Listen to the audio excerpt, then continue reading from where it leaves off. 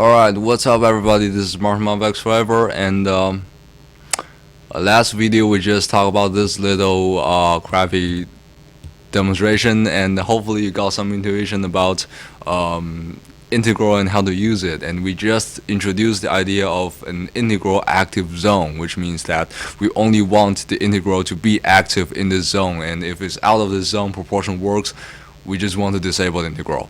And we just set up this zone, which is basically, this zone is just basically a number, and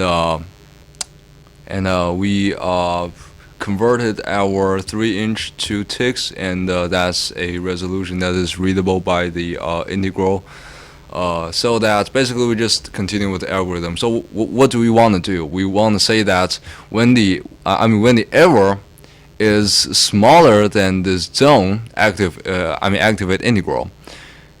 Other than that, stop the integral, which basically means that set integral equal to 0. Actively set the integral equal to 0.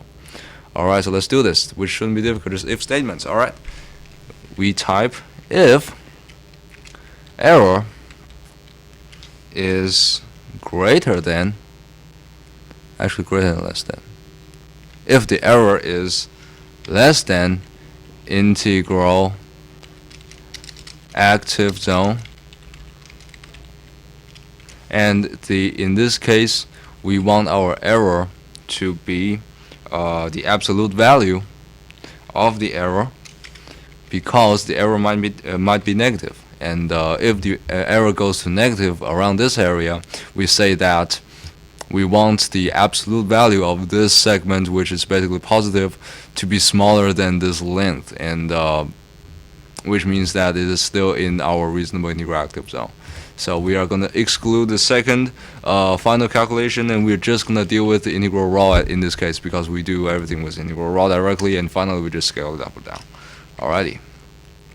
So if I detect that my error is actually small enough to be classified inside my integral active zone, then I am going to only, in this case, then I'm going to calculate my integral, which means start accumulating my integral. Else if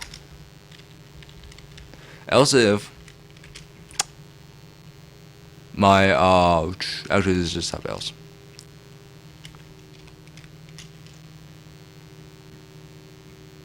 Actually, is that right? Yes, let's just type else. Else, other than that, I want to put the other limit in the other episode, so right now let's just do this. Other than that, which means that if your error is not classified in this zone, if your error is classified as out of there, I'm just basically going to set the integral raw to equal to 0. That's what I'm going to do. If I need my integral, which means that the integral is inside the zone, let's do everything nicely, just like this. If the integral is out of there, I just disable it by setting it to 0. And the integral, the final integral, which is the multiplication, the scaled down version of the integral raw, is still what it is. However, we deal directly with the integral raw, and then we scale down the integral. Alrighty.